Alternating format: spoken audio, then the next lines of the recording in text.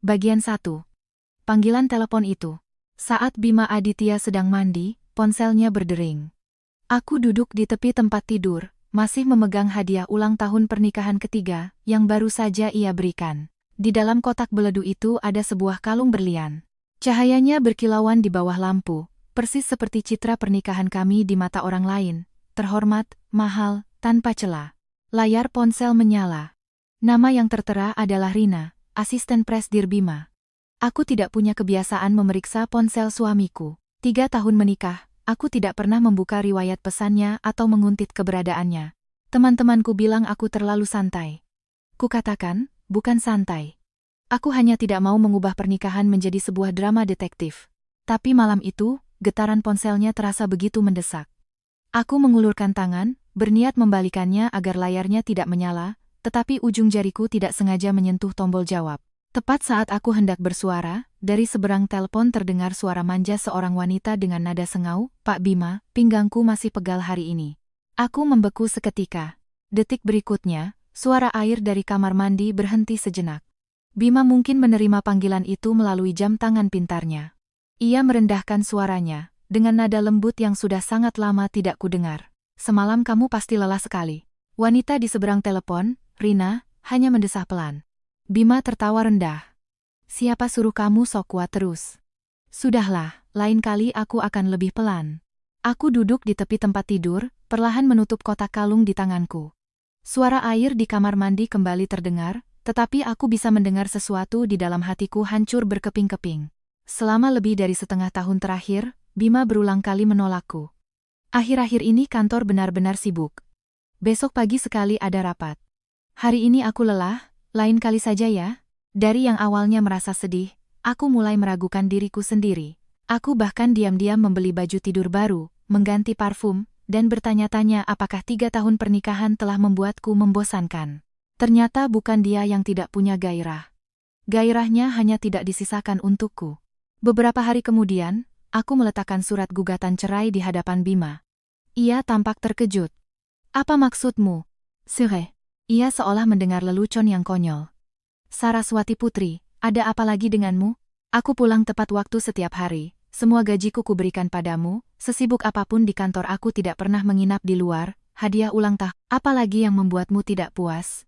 Aku menatap pria yang telah kunikahi selama 3 tahun ini, lalu tersenyum. "Harus ada alasannya." Ia mengerutkan kening. "Tentu saja." Aku mendorong pulpen ke hadapannya.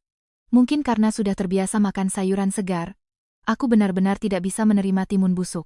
Wajahnya langsung berubah. Aku berkata perlahan, karena dia menyukainya, biarkan saja untuknya. Bagian 2. 3 tahun yang lalu, saat aku dan Bima menikah, ia belum menjadi Pak Bima yang sekarang. Perusahaannya baru berdiri kurang dari setahun. Kantornya disewa di lantai 12 sebuah gedung tua, liftnya sering rusak, dan AC-nya tidak stabil di musim kemarau.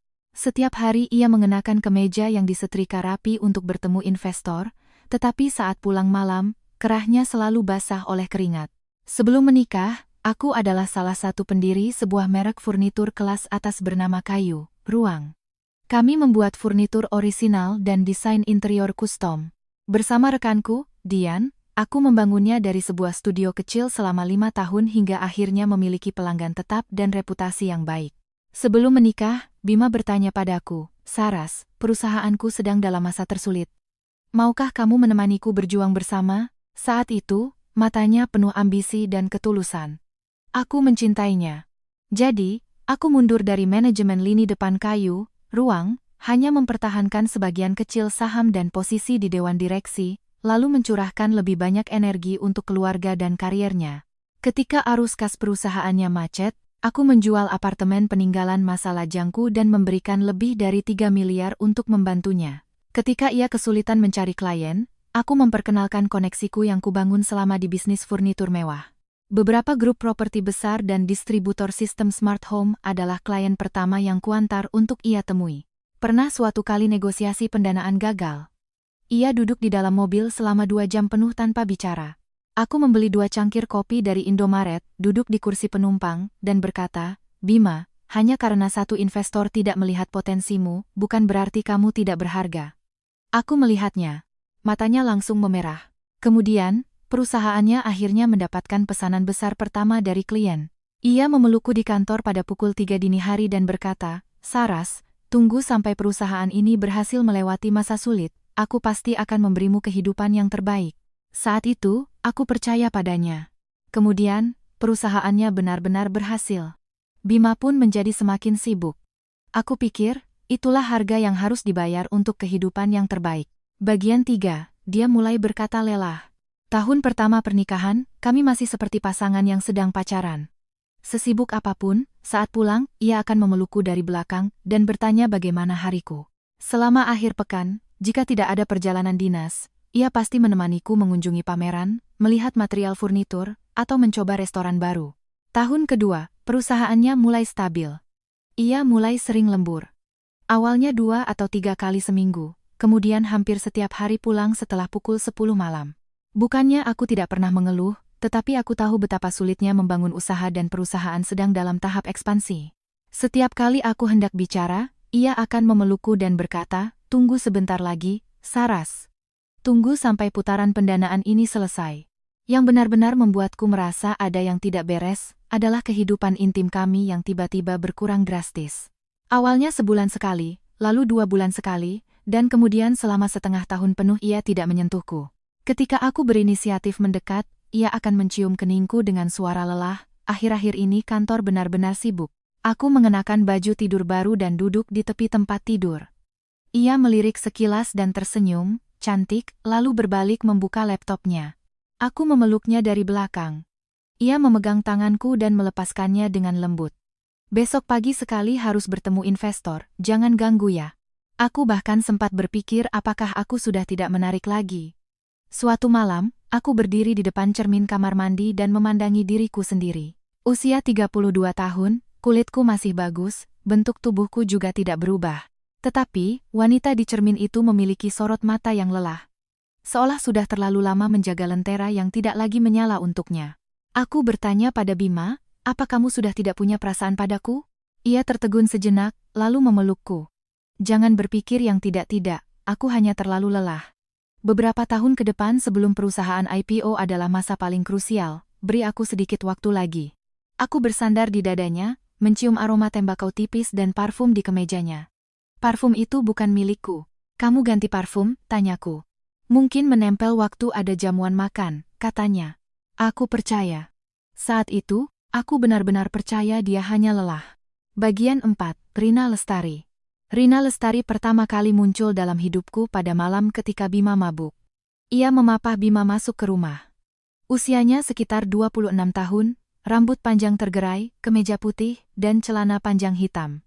Terlihat rapi dan tahu batasan. "Maaf, Bu Saras. Pak Bima dipaksa minum banyak oleh klien malam ini." Ia mengantar Bima sampai ke sofa dan tidak berlama-lama. Ia bahkan berinisiatif membantuku meletakkan tas kerja Bima dengan rapi. Sebelum pergi, ia berkata, "Lambung Pak Bima tidak begitu baik, Bu. Tolong ingatkan beliau untuk minum air hangat." Kesan pertamaku padanya sangat baik. Setelah itu, ketika Bima lembur, ia akan mengirimiku pesan. "Bu Saras, rapat malam ini agak panjang. Ibu istirahat duluan saja. Bu Saras, tadi siang Bapak tidak banyak makan. Saya sudah pesankan bubur untuk beliau. Bu Saras, suasana hati Pak Bima hari ini kurang baik. Jangan berdebat dengannya ya Bu. Belakangan ini tekanannya sangat besar. Pernah suatu kali aku dan Bima bertengkar karena ia terus-menerus lembur." Keesokan harinya, Rina mengirimiku pesan, "Bu Saras, jangan marah ya. Pak Bima sebenarnya sangat peduli pada Ibu. Kemarin setelah rapat, beliau terus bertanya pada saya hadiah apa yang sebaiknya dibeli untuk membujuk wanita yang sedang marah." Membaca pesan itu, hatiku bahkan merasa sedikit bersalah. Apakah aku terlalu sensitif? Seorang asisten saja tahu betapa lelahnya dia, sementara aku sebagai istri justru terus mempermasalahkan kepulangannya yang larut malam. Kemudian, Bima benar-benar membelikanku sebuah gelang. Katanya, "Maafkan nada bicaraku kemarin. Jangan marah lagi ya." Aku menatap gelang itu, teringat pesan Rina, dan hatiku luluh. Kalau dipikir-pikir sekarang, kehebatan Rina bukanlah provokasi yang terang-terangan. Ia terlalu pandai memainkan peran sebagai orang luar yang pengertian. Ia memberikan penjelasan atas nama Bima, memberiku jalan untuk berdamai, dan seolah-olah menambal keretakan dalam pernikahan ini. Saat itu aku tidak tahu, orang yang paling pandai membujukku untuk percaya pada suamiku justru adalah orang yang paling dalam ia sembunyikan. Bagian 5. Tagihan hotel. Kecurigaan pertama muncul dari sebuah tagihan hotel. Suatu hari, saat merapikan tagihan keluarga, aku melihat kartu kredit tambahan Bima digunakan untuk transaksi sebesar 6,8 juta di sebuah hotel bintang 5. Waktunya adalah Kamis malam, pukul 21,47. Padahal malam itu, ia baru pulang pukul 11. Aku bertanya sambil lalu, hari Kamis kamu ke hotel? Bima sedang mengganti sepatunya, raut wajahnya tidak menunjukkan keanehan sedikit pun. Oh iya. Ada pertemuan dengan klien di Executive Lounge Hotel. Setelah itu ada rapat kecil. Ia bahkan menunjukkan riwayat obrolan di grup kerja. Di sana memang ada yang menyebut nama hotel itu dan ada foto klien. Aku tidak bertanya lebih lanjut saat itu. Tetapi malamnya, saat membuka media sosial, aku melihat Rina mengunggah foto pemandangan malam. Tidak ada lokasi, hanya jendela besar dengan pemandangan lampu kota dan segelas sampahnya. Keterangannya, lelah yang sepadan. Sudut pengambilan foto itu hampir persis sama dengan pemandangan dari Executive Lounge lantai atas hotel tersebut. Mungkin dia hanya ikut rapat, kataku pada diri sendiri. Tetapi sejak hari itu, aku mulai waspada. Aku kembali menghubungi Dian, rekan kerjaku di Kayu, ruang dan sahabat terpercayaku. Di telepon, setelah mendengar ceritaku, ia terdiam beberapa detik. Saras, kamu yakin mau menyelidikinya? Aku bukan mau menangkap basah, kataku. Aku hanya ingin tahu apakah selama ini aku dibodohi. Dian menghela napas. Baiklah, aku akan bantu cari tahu. Beberapa hari kemudian, ia mengirimkan jadwal perjalanan dan catatan pengeluaran yang berhasil ia dapatkan. Bima memang sering melakukan perjalanan dinas dengan Rina. Banyak perjalanan bisnis yang katanya berlangsung 2 hari, padahal rapatnya selesai dalam 1 hari. Sisa 1 hari lainnya, menjadi jadwal kosong. Yang lebih membuat hatiku dingin, setengah tahun yang lalu, Bima mengatur pengobatan mahal di rumah sakit swasta untuk Ibu Rina. Semua biayanya dibayar oleh Bima secara pribadi. Aku menatap catatan pembayaran itu untuk waktu yang lama. Ini bukan perhatian biasa dari seorang atasan kepada asistennya. Bagian 6. Aku tidak langsung melabraknya. Dian bertanya, apa rencanamu? Cari tahu semuanya dulu, jawabku. Di seberang telepon, ia memakiku, kamu terdengar terlalu tenang, tidak seperti orang normal. Aku tersenyum pahit. Aku juga ingin melempar barang, ingin cong-cong kantornya dan menemparnya. Tapi setelah itu apa? Perusahaan Bima sedang dalam putaran pendanaan penting. Uang yang kuinvestasikan, saham atas namaku, beberapa klien strategis yang kubantu perkenalkan, semuanya terikat erat dengan perusahaan. Jika aku bercerai secara emosional sekarang, valuasi perusahaan bisa anjlok. Itu bukan hanya menghukumnya, tapi juga menghancurkan hasil kerja kerasku selama 3 tahun. Aku bisa melepaskan Bima, tapi aku tidak bisa kehilangan diriku sendiri juga. Jadi, aku mulai menyelidiki. Menyelidiki catatan perjalanan dinasnya, memeriksa pengeluaran kartu kredit tambahan, mencari tahu barang-barang mewah yang tiba-tiba dimiliki Rina, dan memeriksa catatan akses kantor pada malam-malam yang katanya, ia lembur sampai larut. Semakin banyak yang kutemukan, semakin dingin hatiku. Ia tidak setiap hari menginap di luar. Bahkan seringkali ia pulang tepat waktu. Justru inilah yang paling menjijikkan. Ia membagi hidupnya dengan sangat rapi. Di rumah, ia adalah suami yang pulang tepat waktu, pria baik yang menyerahkan seluruh gajinya, pasangan terhormat yang memberikan hadiah di hari jadi. Di luar, ia memberikan semua keintiman dan kesabaran yang tidak pernah ia berikan padaku kepada seorang wanita muda lainnya. Bagian 7. Di bawah apartemen asistennya. Bukti paling nyata datang pada hari Rabu malam. Bima mengirim pesan. Malam ini ada rapat dewan direksi. Tidak usah tunggu aku makan malam. Aku membalas, oke. Pukul 21.10, orang suruhan Dian memberitahuku bahwa rapat dewan direksi sudah selesai.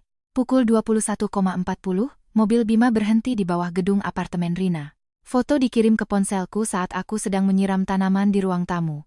Dalam foto itu, Bima turun dari mobil, membawa kantong dari apotek dan sebungkus bubur. Rina, mengenakan pakaian rumah, menyambutnya di bawah. Saat Rina menatap Bima, senyumnya begitu lembut. Mereka naik bersama. Pukul 01.17, Bima pergi. Aku duduk di ruang tamu menunggunya sampai pukul 2. Saat ia masuk dan melihatku duduk, ia tampak terkejut. Kenapa belum tidur? Aku mendorong foto itu ke atas meja kopi. Jelaskan. Wajah Bima berubah untuk pertama kalinya. Tapi ia cepat-cepat menenangkan diri. Ibu Rina sedang tidak enak badan. Dia sedang banyak tekanan akhir-akhir ini. Malam ini emosinya tidak stabil, jadi aku datang untuk menenangkannya. Menenangkan? Aku menatapnya. Butuh 3 jam untuk menenangkan? Ia terdiam. Bima, tanyaku, kalian sudah sampai tahap mana? Ia menatapku, matanya penuh penderitaan. Saras, aku salah. Jantungku serasa dihantam palu godam. Hanya sekali, katanya. Waktu itu aku mabuk. Sungguh, hanya sekali. Saat aku sadar, aku juga sangat menyesal. Sekali itu, ia memejamkan mata saat perjalanan dinas itu. Ternyata, jadwal kosong setelah rapat itu benar-benar terjadi sesuatu. Aku akan membereskannya, katanya. Aku sudah mengatur agar dia dipindahkan dari kantor Presdir. Saras, beri aku satu kesempatan lagi. Aku menatapnya. Aku teringat matanya yang memerah saat ia gagal dalam bisnis, teringat ia memelukku dan berjanji akan memberiku kehidupan yang baik. Teringat musim dingin pertama pernikahan kami, saat kami meringkuk di sofa menonton film, dan ia menghangatkan kakiku di pelukannya. Hal yang paling menyakitkan bukanlah menyadari pasanganmu benar-benar busuk, melainkan menyadari bahwa ia pernah benar-benar baik. Bagian 8. Memaafkan untuk pertama kali. Aku tidak langsung menggugat cerai. Dian, setelah mengetahuinya, terdiam selama 10 detik di telepon sebelum berkata dengan marah, "Saraswati, kamu gila." Aku tidak memaafkannya, kataku. Aku hanya memberi diriku sendiri sedikit waktu. Di satu sisi karena masalah pendanaan, di sisi lain, aku masih enggan melepaskan pernikahan 3 tahun ini. Bima menunjukkan penyesalan yang luar biasa. Di depanku, ia menelepon bagian personalia dan memindahkan Rina dari kantor Presdir ke tim proyek administrasi. Ia menghapus kontak pribadinya. Setiap hari ia pulang tepat waktu, tidak lagi menggunakan alasan lelah. Ia mulai menemaniku makan malam, menonton film, bahkan berinisiatif mengajak punya anak. Saras, kita liburan yuk, katanya. Hanya kita berdua. Aku akan menebus semua waktu yang hilang. Kami pergi ke Swiss. Pemandangan gunung saljunya sangat indah. Di balkon hotel, ia memelukku dari belakang dan berkata, "Aku benar-benar tidak ingin kehilanganmu." Saat itu, aku sangat ingin percaya padanya. Aku bahkan berpikir, mungkin semua orang bisa berbuat salah. Selama ia mau kembali, selama Rina benar-benar pergi dari kantornya, selama kami bisa kembali dekat, mungkin pernikahan ini tidak harus berakhir. Selama masa itu, kami mencoba kembali seperti saat baru menikah. Ia memotretku, menggandeng tanganku, memotongkan steak untukku di restoran.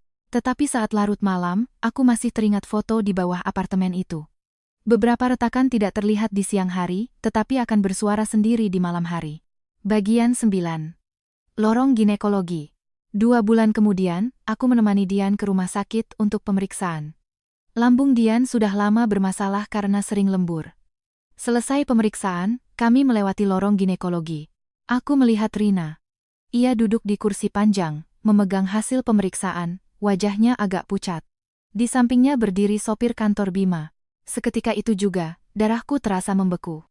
Dian juga melihatnya dan langsung menggenggam tanganku. Saras. Aku tidak menghampirinya. Aku berbalik dan pergi. Malamnya, Bima pulang. Aku bertanya seolah sambil lalu, bagaimana kabar Rina sekarang? Ia sedang melepas dasi, ekspresinya alami. Tidak tahu. Sejak dipindahkan, aku tidak pernah menghubunginya lagi. Benarkah? Aku menatapnya. Ia mengangkat kepala. Kenapa tiba-tiba bertanya tentang dia? Ia mendekat dan memelukku.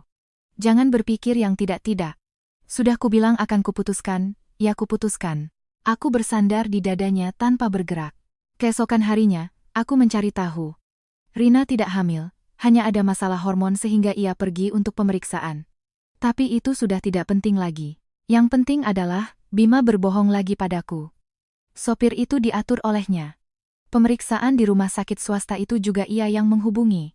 Apa yang disebut tidak pernah menghubungi lagi, hanyalah kebohongan dari awal sampai akhir.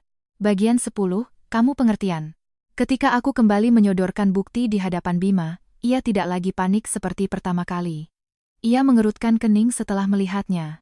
Kalimat pertamanya adalah, "Kamu menyuruh orang menyelidikiku lagi?" Aku tertawa. "Itukah yang terpenting?" Ia terdiam. "Kamu bilang tidak pernah menghubunginya lagi setelah dipindahkan," kataku. "Perawatan lanjutan ibunya masih ada beberapa urusan." Sopir hanya kebetulan mengantarnya. Bima, apa kamu pikir aku ini gampang sekali dibodohi? Ia mulai kesal dan melonggarkan dasinya.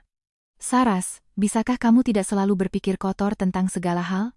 Rina sudah lama bekerja denganku, kalau tidak ada jasa ya ada pengorbanan. Saat ibunya sakit, dia hanya sendirian. Dia gadis sebatang kara di kota ini, tidak mudah baginya. Aku menatapnya. Jadi kamu memberikan dirimu padanya? Wajahnya langsung mengeras. Bisakah kamu tidak mengatakannya sekasar itu? Aku yang mengatakannya kasar atau kamu yang melakukannya menjijikkan? Untuk pertama kalinya, ia membentakku. Dia tidak pernah memintaku untuk bercerai. Dia lebih pengertian daripadamu. Ruangan menjadi sunyi. Kalimat itu seperti pisau tumpul yang perlahan menusuk hatiku. Aku tiba-tiba mengerti. Bagian yang paling disukai Bima dari Rina adalah karena Rina tidak menuntut.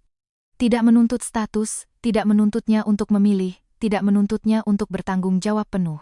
Ia lembut, pengertian, dan selalu ada sebagai tempat bersandar saat Bima lelah. Sedangkan aku, istrinya, akan bertanya, akan merasa sakit, akan menuntut batasan. Jadi, aku menjadi tidak pengertian. Bagian 11, semua orang menasihatiku untuk bertahan. Ibu mertuaku, setelah mengetahui masalah ini, reaksi pertamanya bukanlah memarahi Bima. Ia memegang tanganku dan berkata dengan nada menasihati, Saras, pria dengan karier seperti Bima wajar jika ada wanita yang mendekat. Bima setiap hari pulang, gajinya juga diberikan padamu. Posisi istri sah ada padamu, kenapa kamu harus pusing dengan orang di luar sana? Aku menarik tanganku. Bu, apa waktu muda dulu ibu juga mengalami hal seperti ini? Wajahnya menegang. Bukan itu maksud ibu. Maksud ibu, hidup tidak bisa berhenti hanya karena ada wanita lain di luar sana. Teman-teman kami juga menasihati. Rina kan tidak memaksanya bercerai. Kalau kamu sekarang yang ribut minta cerai, bukankah itu menguntungkannya? Tunggu beberapa tahun sampai Bima bosan, dia pasti akan kembali. Kamu sudah menemaninya berjuang begitu keras, sekarang perusahaannya sudah maju. Rugi sekali kalau kamu pergi. Mendengar semua itu, aku sempat goyah. Apakah mempertahankan posisi sebagai Nyonya Aditya adalah sebuah kemenangan? Apakah jika aku bertahan sampai Rina lelah dan Bima kembali ke keluarga, aku telah menyelamatkan pernikahan dan kepentinganku? Tetapi setiap kali Bima mendekat, tubuhku secara refleks akan menjauh dan menegang. Ketika ia memegang tanganku, aku akan berpikir, apakah tangan ini juga pernah membelai rambut Rina? Ketika ia mencium keningku, aku akan berpikir, apakah ia juga menggunakan nada yang sama untuk membujuk Rina? Ketika ia ingin memelukku di malam hari, aku akan mendorongnya tanpa sadar. Ia menatapku dengan tatapan terluka. Saras, aku sudah berusaha, tetapi di hatiku hanya ada rasa jijik. Beberapa pernikahan bukan tidak bisa dilanjutkan, tetapi setiap hari melanjutkannya sama saja dengan memaksamu menelan sesuatu yang kau tahu kotor. Bagian 12. Makan malam ulang tahun pernikahan ketiga. Malam ulang tahun pernikahan ketiga kami, Bima pulang lebih awal. Ia membeli bunga, memasak makan malam, dan meletakkan kalung berlian itu di samping piring makanku. Selamat ulang tahun pernikahan ketiga, Saras. Aku menatapnya yang mengenakan celemek di dapur. Tiba-tiba ada sebersit keraguan. Mungkin ia benar-benar ingin berubah. Mungkin semua yang telah terjadi bisa perlahan-lahan pudar. Steak yang ia masak agak terlalu matang, anggurnya juga belum cukup diangin-anginkan. Tapi ia terus menatapku, seolah menunggu aku tersenyum kembali. Malam itu aku minum sedikit anggur. Selesai makan, ia menggandengku ke kamar dan menciumku dengan lembut. Aku tidak menghindar. Aku ingin mencoba sekali lagi. Kemudian, ia pergi mandi. Ponselnya tertinggal di atas tempat tidur. Panggilan dari Rina masuk. Aku tidak sengaja menyentuh tombol jawab. Pak Bima, pinggangku masih pegal hari ini. Suara air di kamar mandi berhenti. Ia menjawab lewat jam tangannya, menggunakan nada manja yang sudah sangat lama tidak kudengar. Semalam kamu pasti lelah sekali. Siapa suruh kamu sok kuat terus? Sudahlah. Lain kali aku akan lebih pelan. Aku duduk di tepi tempat tidur, pengaruh alkohol benar-benar hilang. Ternyata, apa yang disebut memulai kembali hanyalah ilusiku seorang diri. Ternyata bunga, makan malam, kalung, dan ciuman, yang ia berikan malam ini hanyalah kompensasi yang diberikan kepada istrinya setelah kemarin ia memberikan energinya kepada orang lain. Saat itu, aku tidak menangis, juga tidak marah. Aku hanya tiba-tiba merasa pria ini sangat kotor. Bukan kotor secara fisik. Kotor karena ia menganggap perjuangan, pengampunan, dan keraguanku selama beberapa bulan ini sebagai ruang baginya untuk terus bermain di dua sisi. Bagian 13. Timun busuk. Keesokan paginya saat sarapan, aku meletakkan surat gugatan cerai di hadapan Bima, tanda tangani. Ia tertegun. Apa maksudmu? Sire. Ia meletakkan cangkir kopinya, keningnya berkerut. Saraswati, kamu mau membuat masalah apa lagi? Aku menatapnya dengan tenang. Panggilan telepon semalam. Aku mendengarnya. Wajahnya langsung berubah. Tapi ia cepat-cepat berkata, kamu salah paham. Rina kemarin memindahkan barang dan pinggangnya terkilir. Aku hanya... Bima, aku memotongnya. Kamu masih mau mengarang cerita? Ia terdiam beberapa detik, nadanya juga menjadi dingin. Kalaupun aku dan dia masih berhubungan, tidak perlu sampai bercerai kan? Aku pulang setiap hari, semua uang kuberikan padamu, saham perusahaan juga ada namamu. Wanita di luar sana mana yang bisa menggoyahkan posisimu? Aku tertawa. Ternyata ia juga berpikir seperti itu. Semua orang merasa selama posisiku aman, aku seharusnya puas. Harus ada alasannya. Tanyaku. Tentu saja, katanya. Kamu tidak bisa meniadakan semua kebaikanku selama 3 tahun ini hanya karena beberapa kalimat. Aku perlahan mendorong pulpen ke arahnya. Ini seperti membeli sayuran.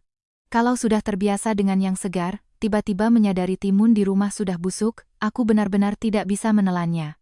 Wajah Bima pucat pasi. Aku melanjutkan. Karena dia menyukai timun busuk itu, biarkan saja untuknya. Bagian 14. Aku bukan datang untuk meminta persetujuan. Bima tidak menandatanganinya. Ia melempar surat itu ke meja. Saraswati. Tanpaku. Semua yang kamu miliki sekarang akan berubah. Perusahaan. Rumah. Lingkaran pertemanan. Koneksi. Apa kamu rela melepaskannya? Aku menatapnya, sisa perasaan terakhir di hatiku pun lenyap. Apa kamu lupa bagaimana kamu mendapatkan semua yang kamu miliki hari ini? Wajahnya menegang. Aku berdiri dan membuka laptop. Selama beberapa bulan terakhir, aku tidak hanya bersedih. Aku kembali menghubungi pengacara, merapikan aset pranikah, aset bersama pasca nikah, perjanjian saham, dan bukti investasi. Uang 3 miliar dari penjualan apartemenku, yang ditransfer kepadanya memiliki catatan transfer yang lengkap. Klien-klien awal yang kuperkenalkan kepada perusahaan memiliki bukti email dan kontrak. Nilai saham atas namaku juga sudah terkonfirmasi setelah putaran pendanaan selesai. Biaya rumah sakit swasta yang ia bayarkan untuk Ibu Rina, tas dan perhiasan yang ia belikan untuk Rina, biaya sewa apartemen, semua itu juga sudah kurapikan.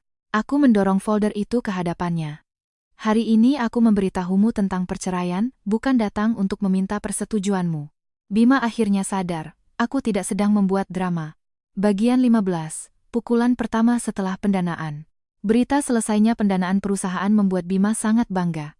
Tetapi, begitu berita perceraian kami menyebar, klien strategis terbesar mereka mengajukan peninjauan ulang kerjasama. Klien itu adalah pimpinan sebuah grup properti yang pernah menjadi klienku di Kayu, Ruang. Dulu, ketika perusahaan Bima tidak bisa mendapatkan proyek Smart Home, akulah yang membawanya bertemu dengan wakil direktur mereka, berulang kali merevisi proposal hingga mereka mau mencoba. Wakil direktur itu meneleponku. Saras, aku tidak akan ikut campur urusanmu dengan Bima. Tapi kerjasama kita dulu sebagian besar karena kami percaya padamu. Jika kamu keluar, kami perlu mengevaluasi kembali stabilitas timnya. Aku berkata, Pak, mohon ambil keputusan berdasarkan logika bisnis saja. Tak lama kemudian, 2 investor awal juga menghubungiku secara pribadi. Mereka bukan membantuku karena sentimen, modal tidak punya perasaan. Mereka hanya tiba-tiba menyadari bahwa banyak klien awal, koneksi, dan citra merek perusahaan Bima berasal dariku. Aku hanya mundur dari manajemen lini depan, bukan berarti aku tidak punya kemampuan. Bima pertama kali panik sehari sebelum rapat dewan direksi. Ia pulang mencariku, matanya penuh urat merah. Saras. Apa kamu yang menghubungi wakil direktur itu? Aku sedang merapikan buku-bukuku. Tidak. Lalu kenapa mereka tiba-tiba meninjau ulang? Karena mereka tidak bodoh. Ia menahan amarah. Urusan suami istri tidak perlu sampai memengaruhi perusahaan. Aku menatapnya. Saat kamu membayar biaya medis Ibu Rina, menggunakan sopir perusahaan untuk menjemputnya, menyewakan apartemen untuknya, kamu juga tidak memisahkan urusan perusahaan. Ia terdiam. Tidak bisa berkata-kata. Bagian 16, kembali ke Kayu, Ruang. Dian sendiri yang datang menjemputku kembali ke kayu, ruang. Perusahaan sudah jauh lebih besar daripada saat aku tinggalkan. Ruang pamer diperluas dari 2 menjadi 4 lantai, tim desain juga lebih mudah. Aku berdiri di depan pintu, melihat logo serat kayu yang familiar di dinding, tiba-tiba mataku terasa panas. Dian menepuk pundakku. Jangan terharu dulu. Kembali ke sini berarti harus kerja. Aku tersenyum. Posisi di dewan direksi masih ada untukku kan? Selalu ada, katanya. Sudah kubilang dari dulu, kamu hanya sementara terhambat oleh seorang pria, bukan mati. Kalimat itu tidak terdengar enak, tapi justru membuatku tertawa. Rapat internal pertamaku setelah kembali, aku berdiri di depan ruang rapat di hadapan sekelompok desainer muda, menjelaskan lini produk kami untuk musim berikutnya. Awalnya aku agak kaku, 3 tahun ini, aku terlalu banyak mencurahkan energi untuk Bima, untuk perusahaannya, kliennya, pendanaannya. Tetapi begitu berbicara tentang material, ruang, dan kebutuhan pengguna, perasaan familiar itu dengan cepat kembali. Aku tidak menjadi hebat setelah meninggalkan Bima. Aku memang sudah hebat. Hanya saja selama 3 tahun terakhir, aku menyembunyikan cahayaku sendiri untuk menerangi jalannya. Bagian 17. Rina menjadi cemas. Setelah tahu kami benar-benar dalam proses cerai, Rina mulai cemas. Dulu ia selalu berkata, aku tidak pernah berniat merusak keluarga kalian. Ia bilang ia hanya ingin menemani Bima, tidak meminta status apapun. Tetapi ketika posisi istri sah benar-benar kosong, ia mulai sering mendesak Bima. Awalnya Bima tidak memberitahuku. Aku mengetahuinya saat pengacaraku menyerahkan materi dan menemukan riwayat percakapan antara Bima dan Rina yang berisi banyak pertengkaran. Rina, kapan kamu resmi bercerai? Bagaimana pembagian saham perusahaan? Kamu sudah berjanji akan memberiku masa depan. Aku tidak mau selamanya menjadi orang di balik bayangan. Jawaban Bima menjadi semakin tidak sabar. Sekarang perusahaan sedang banyak masalah, jangan mendesakku. Rina, aku sudah menemanimu sekian lama. Ibuku sakit pun kamu yang merawat. Sekarang kamu bilang aku mendesakmu? Bima, dulu kamu tidak seperti ini. Melihat kalimat itu, aku hampir tertawa. Pria selalu menyukai wanita yang pengertian. Tetapi, yang disebut pengertian itu seringkali hanya karena belum tiba saatnya membagi keuntungan. Begitu saatnya tiba, tidak ada yang akan terus-menerus hanya meminta pelukan. Bagian 18. Negosiasi perceraian. Negosiasi resmi pertama, Bima membawa pengacara dan wajah yang lelah. Ia terlihat lebih kurus, setelannya masih mahal tetapi tidak lagi memancarkan aura percaya diri seperti dulu. Pengacaranya menekankan bahwa perkembangan perusahaan sebagian besar adalah hasil kerja Bima.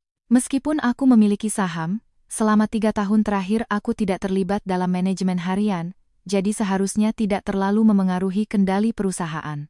Pengacaraku dengan tenang mengeluarkan materi.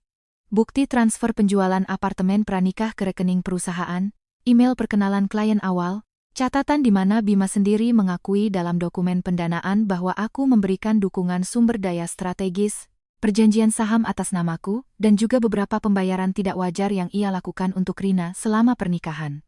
Wajah Bima perlahan menjadi suram. Syarat yang kuajukan tidak berlebihan. Saham dan keuntungan yang menjadi hakku akan kuambil. Aset bersama dibagi sesuai hukum. Sebagian besar pengeluaran yang ia lakukan untuk Rina dipotong dari bagiannya. Rumah bisa dijual atau ia bisa membayarku sesuai harga pasar.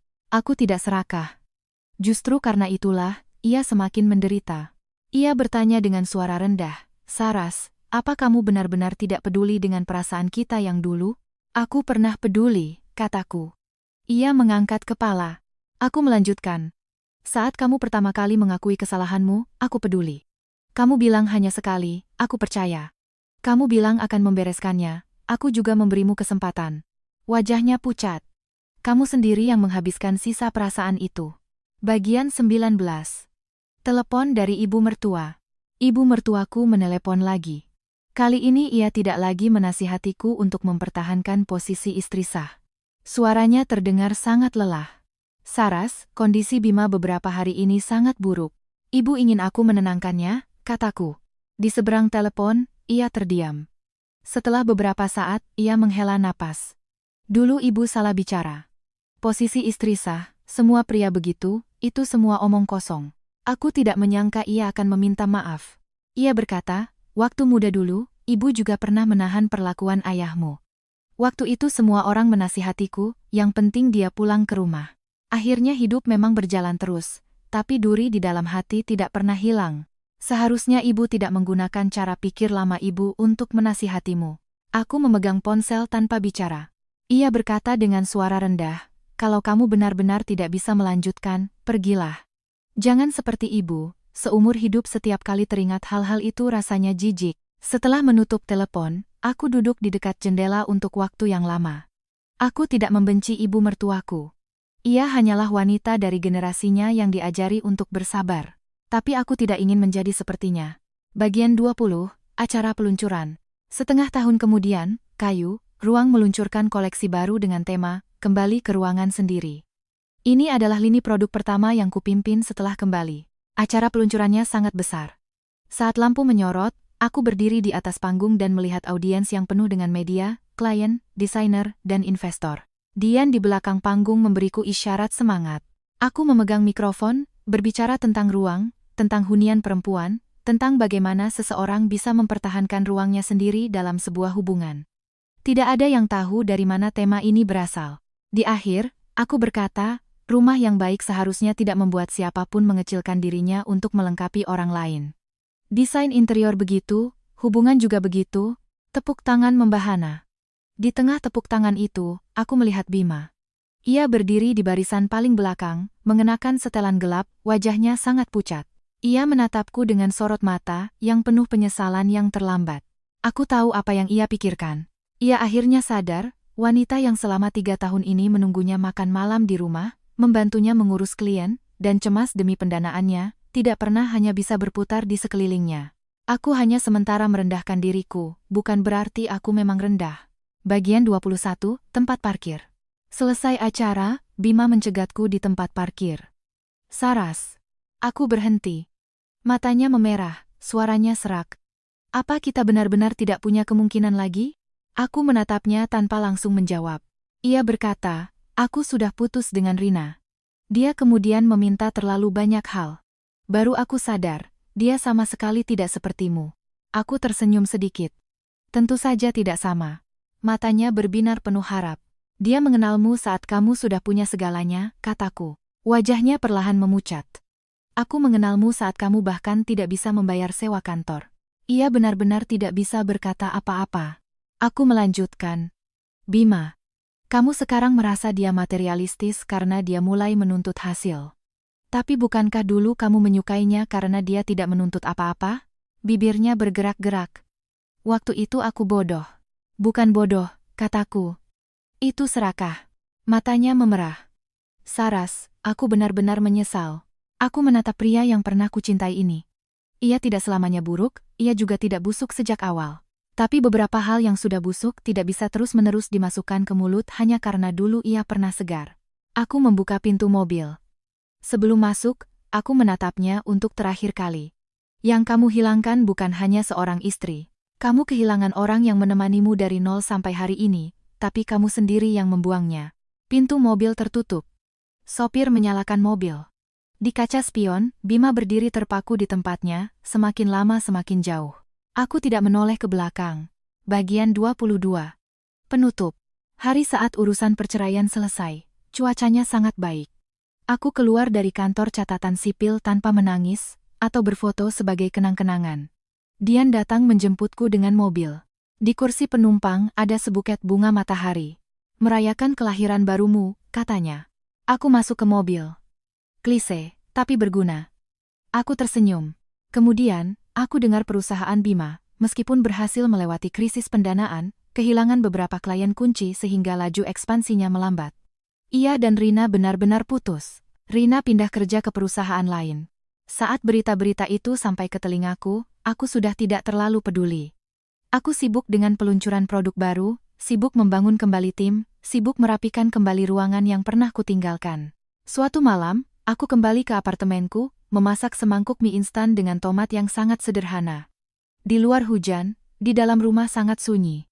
Aku duduk di meja makan. Tiba-tiba teringat 3 tahun lalu Bima memelukku dan berkata, tunggu sampai perusahaan ini berhasil, aku pasti akan memberimu kehidupan yang terbaik. Baru kemudian aku mengerti. Kehidupan terbaik tidak harus diberikan oleh seseorang. Bisa juga aku perjuangkan, aku pilih, dan aku dapatkan sendiri. Adapun timun busuk itu, siapa yang mau, ambil saja. Aku tidak mau lagi. Bagian 23, pengertian versi dirinya. Selama proses negosiasi perceraian, Rina pernah sekali menemuiku. Ia mengajakku bertemu di lobi kafe sebuah hotel. Kebetulan, itu adalah hotel tempat pertama kali aku menemukan tagihan 6,8 juta itu. Saat aku tiba, ia sudah duduk di dekat jendela. Mengenakan gaun rajut berwarna terang, riasan wajah yang bersih. Di sampingnya ada secangkir latte yang baru diminum seteguk. Melihatku, ia segera berdiri, masih memanggilku, Bu Saras. Aku duduk dan berkata datar, jangan panggil begitu, terdengar menjijikkan. Wajah Rina memucat sejenak. Ia cepat-cepat menunduk, air matanya langsung mengalir. Ibu Putri, saya tahu ibu membenci saya. Saya datang hari ini bukan untuk memprovokasi ibu, saya hanya ingin memberitahu ibu, hubungan saya dengan Pak Bima tidak seperti yang ibu bayangkan. Aku menatapnya. Lalu seperti apa? Ia menggigit bibirnya. Beliau tekanannya sangat besar. Seringkali hanya butuh seseorang untuk mendengarkan. Ibu adalah istrinya, seharusnya ibu lebih mengerti daripadaku. Tapi ibu terlalu kuat. Di depan ibu, beliau selalu merasa tidak boleh jatuh. Aku hampir tertawa. Ternyata perselingkuhan seorang pria pada akhirnya bisa menyalahkan istri yang terlalu kuat. Jadi kamu yang bertugas membuatnya jatuh? Tanyaku. Wajah Rina kembali memucat. Bukan begitu maksud saya. Saya tidak pernah berniat merusak keluarga kalian. Saya bahkan pernah menasihati Pak Bima untuk lebih sering pulang menemani ibu. Aku tahu, kataku. Kamu sangat pengertian. Ia tertegun. Aku perlahan mengaduk kopiku. Kelebihan terbesarmu adalah selalu berbicara atas namaku. Kamu mengingatkannya untuk membelikanku hadiah, mengingatkannya untuk pulang lebih awal, mengingatkannya untuk tidak menyakitiku. Dengan begitu, kamu bisa berdiri di posisi yang sangat bersih, seolah kamu bukan perusak, melainkan orang yang membantu menjaga pernikahan kami. Air mata Rina berhenti. Aku menatapnya. Kamu menasihatinya pulang, itu akan membuatnya semakin merasa bersalah dan semakin merasa kamu baik hati. Kamu tidak menuntut, sehingga ia bisa dengan tenang memiliki keduanya.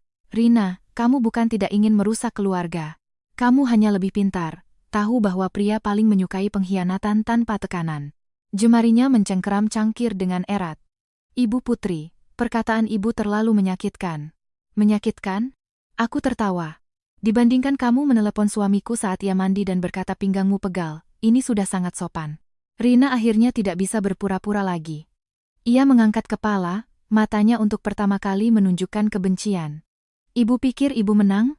Pak Bima tidak bisa lepas dari perusahaan. Kalau ibu bercerai dengannya dan saham dibagi, perusahaan akan terdampak.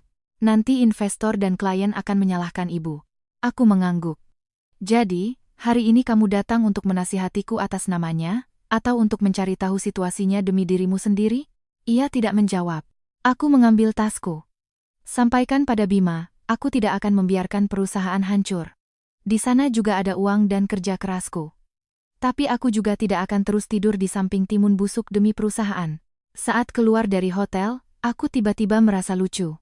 Dulu aku memiliki kesan baik pada Rina karena ia selalu lembut dan tahu batasan. Padahal, orang yang benar-benar tahu batasan tidak akan tinggal di dalam pernikahan orang lain sampai hari ini. Bagian 24. Daftar klien. Bima baru benar-benar sadar bahwa aku serius setelah klien kedua, sebuah grup hotel jaringan, juga mengajukan peninjauan ulang kerjasama. Dulu, saat mereka ingin membuat sistem kontrol kamar pintar, tim Bima punya teknologi yang bagus tapi tidak punya portofolio. Akulah yang membawanya bertemu dengan istri direktur utama mereka, karena istri direktur itu adalah klien lama Kayu, Ruang. Saat makan malam itu, Bima hampir tidak bisa ikut bicara. Akulah yang menjelaskan dari pengalaman Ruang, alur pelanggan, citra merek hotel, hingga nilai sistem pintar, yang akhirnya membuat mereka mau memberinya kesempatan uji coba. Proyek itu kemudian menjadi studi kasus andalan perusahaan Bima. Tapi sekarang, di rapat Dewan Direksi, ia berkata, klien-klien ini adalah klien perusahaan, tidak seharusnya terpengaruh oleh masalah pribadi Saras. Investor awal, Pak Chandra, menatapnya dan bertanya, Pak Bima, Anda yakin klien-klien itu dulu datang karena perusahaan? Ruang rapat hening sejenak. Wajah Bima tampak tidak enak. Pak Chandra melanjutkan, kami berinvestasi pada Anda karena teknologi dan juga kemampuan integrasi sumber daya. Latar belakang Saraswati sebagai salah satu pendiri yang masuk ke dalam lingkaran ini sendiri adalah kredit tak terlihat bagi perusahaan Anda. Sekarang pernikahan kalian bermasalah, wajar jika kami mengevaluasi dampaknya. Perkataan itu sangat realistis dan akurat. Dulu Bima selalu merasa begitu klien sudah masuk, mereka adalah miliknya. Ia lupa bahwa kancing pertama dari banyak kepercayaan itu adalah aku yang memasangkannya. Setelah rapat, ia meneleponku. Saras, bisakah kita tidak membawa masalah ini ke perusahaan? Bukan aku yang membawanya ke perusahaan, kataku. Perusahaan ini memang ada bagianku. Ia terdiam. Aku melanjutkan, Bima, saat kamu menikmati sumber dayaku, kamu merasa kita adalah satu kesatuan sebagai suami istri. Sekarang aku ingin memisahkannya dengan jelas, kamu malah merasa aku membawa masalah pribadi ke perusahaan. Tidak ada yang semudah itu di dunia ini. Bagian 25. Apartemen kecil itu. Dalam proses pembagian harta, yang paling membuatku sedih bukanlah rumah pernikahan atau saham, melainkan apartemen kecil itu. Itu adalah properti pertama yang kubeli saat usiaku 27 tahun. Luasnya tidak besar, hanya sekitar 50 meter persegi. Dari jendela bisa terlihat pohon kapuk yang sangat tua. Waktu itu, ruang baru mulai berkembang. Setiap bulan setelah membayar cicilan, uang di tanganku tidak banyak tersisa. Tapi aku tetap bahagia. Aku pernah lembur sampai dini hari di sana dan tidur di atas karpet.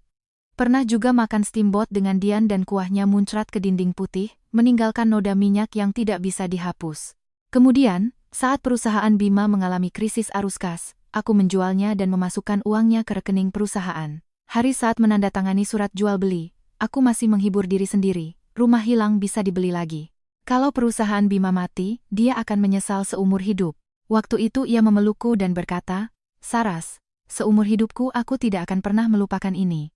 Saat perceraian, pengacaranya justru mencoba mengkategorikan uang itu sebagai dukungan untuk kehidupan dan operasional bersama keluarga, mengaburkannya menjadi pengeluaran rumah tangga biasa. Aku duduk di ruang rapat, menatap Bima. Kamu juga berpikir begitu? Ia menghindari tatapanku. Pengacaranya menjawab untuknya, Pak Bima tentu berterima kasih atas dukungan Ibu Putri saat itu. Tapi dari sisi hukum, setelah dana masuk ke perusahaan, statusnya sudah berubah menjadi modal operasional perusahaan, tidak bisa disamakan dengan utang pribadi. Aku tertawa. Bukan karena terkejut, tapi karena akhirnya melihat dengan jelas.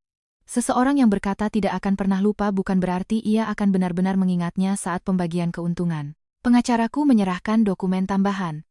Dulu, Bima pernah menulis surat pengakuan utang.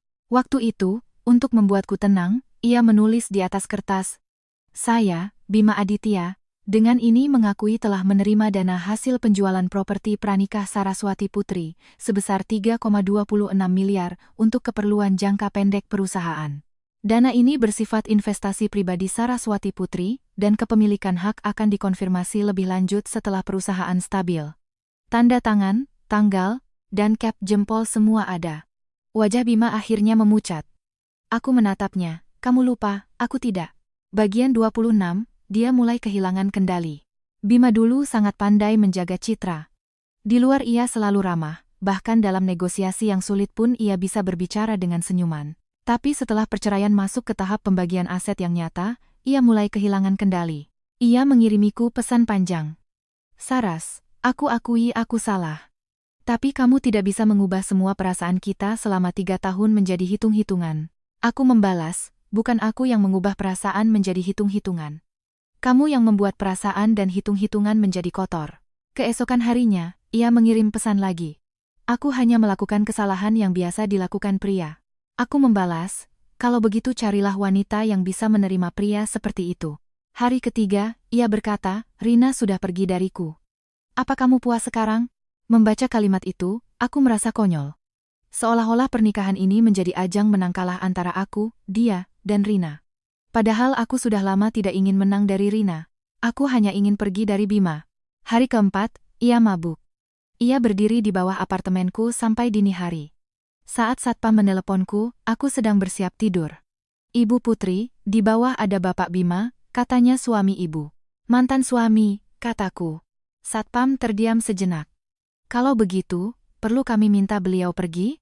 Kalau tidak mau pergi, lapor polisi saja. Setengah jam kemudian, Bima mengirimiku pesan suara, suaranya sangat serak. Saras, aku benar-benar tidak tahu kenapa bisa jadi seperti ini. Aku tidak membalas, karena jawabannya sangat jelas. Semuanya dimulai saat ia pertama kali menolakku dengan alasan lelah, tapi berbalik mencari Rina. Dimulai saat ia pertama kali menerima pengertian dari Rina, tapi memintaku untuk terus memaklumi. Dimulai saat aku memberinya kesempatan, tapi ia terus berbohong. Jalan ini tidak ditempuh dalam 1 hari. Ia hanya berteriak sakit setelah sampai di ujung jalan. Bagian 27. Masa depan Rina. Setelah keluar dari perusahaan, Rina mencoba masuk ke perusahaan teknologi lain. Tapi lingkaran ini sangat kecil. Meskipun perselingkuhannya dengan Bima tidak tersebar luas di internet, orang-orang yang perlu tahu pada dasarnya sudah tahu. Yang lebih fatal, ia pernah menggunakan sumber daya Bima untuk mengatur pengobatan ibunya di rumah sakit swasta dan menerima banyak hadiah yang jelas-jelas di luar kapasitas seorang asisten. Saat perusahaan baru melakukan pemeriksaan latar belakang dan mendengar kabar angin itu, mereka tentu tidak akan memberinya posisi di kantor direksi. Ia akhirnya bekerja di sebuah perusahaan kecil sebagai staf administrasi. Dian memberitahuku hal ini dengan nada puas. Bukannya dia yang paling pengertian. Sekarang pengertiannya untuk siapa? Aku sedang memeriksa sampel koleksi baru dan berkata sambil lalu, dia akan mencari orang berikutnya yang butuh pengertian. Dian menatapku. Kamu tidak membencinya sama sekali? Aku berpikir sejenak. Pernah benci. Sekarang merasa dia bukan poin utamanya. Rina tentu saja salah. Ia bukan orang yang pasif terseret masuk. Ia menikmati perlakuan istimewa dari Bima, dan juga menikmati superioritas dari strategi mundur untuk maju. Tapi orang yang benar-benar menghancurkan pernikahan adalah Bima. Jika ia bisa menjaga batasannya, Rina selembut apapun tidak akan bisa masuk. Jika ia mau menghargaiku, pinggang wanita manapun yang pegal atau kakinya yang lemas tidak akan ada hubungannya denganku. Bagian 28. Keheningan ibuku. Saat orang tuaku tahu aku bercerai, mereka tidak menasihatiku seperti orang lain. Ibuku hanya bertanya, "Sudah kamu pikirkan baik-baik?" "Sudah," kataku. Ia mengangguk. "Kalau begitu, pulanglah makan." Hari itu, ia memasak iga babi asam manis kesukaanku waktu kecil. Di meja makan, ayahku tidak banyak bicara. Selesai makan, ia memberiku sebuah amplop dokumen tua. Di dalamnya ada sejumlah uang yang diam-diam mereka tabungkan untukku saat aku membeli apartemen kecil dulu, ditambah sebuah kartu bank. "Dulu kamu menjual rumah untuk mendukungnya, kami tidak melarang," kata ayahku. "Bukan karena kami merasa dia pasti pantas, tapi karena itu pilihanmu.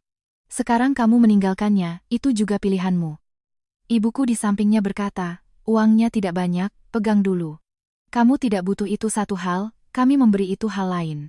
Mataku langsung memerah. Selama 3 tahun terakhir, aku terlalu terbiasa menjadi orang yang mendukung orang lain. Aku mendukung bisnis Bima, mendukung pendanaannya, mendukung citranya. Ternyata, aku juga punya pendukung. Malam itu, aku tidak menginap di hotel. Aku tidur di kamar masa kecilku. Tirainya masih berwarna hijau muda yang kupilih saat kuliah. Saat terbangun tengah malam, aku tidak lagi memikirkan di mana Bima berada. Itulah malam pertama aku tidur paling nyenyak sejak badai perceraian dimulai. Bagian 29. Tanda tangan terakhir. Perjanjian cerai akhirnya ditandatangani pada hari yang mendung. Bima datang lebih awal dariku. Ia duduk di ruang rapat, di depannya ada pulpen, matanya terlihat sangat lelah. Syarat-syaratnya sudah disepakati. Aku mendapatkan kembali saham dan kompensasi finansial yang menjadi hakku. Rumah pernikahan dijual dan hasilnya dibagi sesuai perjanjian setelah dipotong cicilan. Pengeluaran besar yang ia lakukan untuk Rina dan ibunya selama pernikahan dipotong dari bagian hartanya. Aku tidak akan mengganggu kontrol perusahaan secara jahat, tapi aku mempertahankan hak sebagai pemegang saham untuk mengawasi dan memilih untuk keluar. Syarat-syarat ini terdengar dingin, tapi lebih bisa diandalkan daripada permintaan maaf manapun. Sebelum menandatangani, Bima tiba-tiba bertanya, "Kalau malam itu Rina tidak menelepon, apa kamu akan tetap tinggal?" Aku berpikir lama. Mungkin akan tertunda beberapa waktu.